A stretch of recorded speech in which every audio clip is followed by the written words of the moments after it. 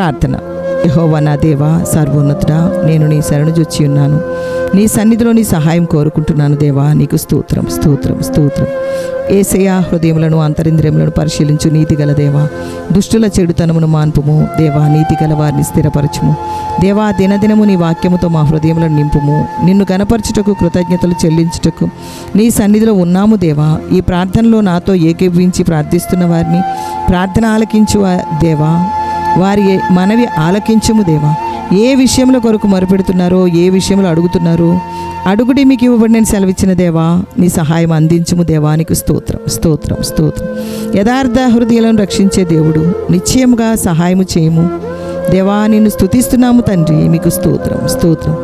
మా కేడమై ఉన్న దేవా, నీకు స్తోత్రం. అనారోగ్యముతో హాస్పిటల్లో ఉండి స్వస్థత కొరకు ఎదురు చూస్తున్నవారు, తల్లడిల్లిపోతున్నవారు దేవా, కనికరించుము దేవా. నీకు స్తోత్రం. ఆపత్కాలమందు నమ్ముకొనదగిన సహాయకుడా, నీకే వందనములు, స్తోత్రములు దేవా. యేసు నామములు స్వస్థపరచుము దేవానికి స్తోత్రం. సర్వోన్నతుడైన యెహోవా నామమును కీర్తించెదము, గణపరచెదము.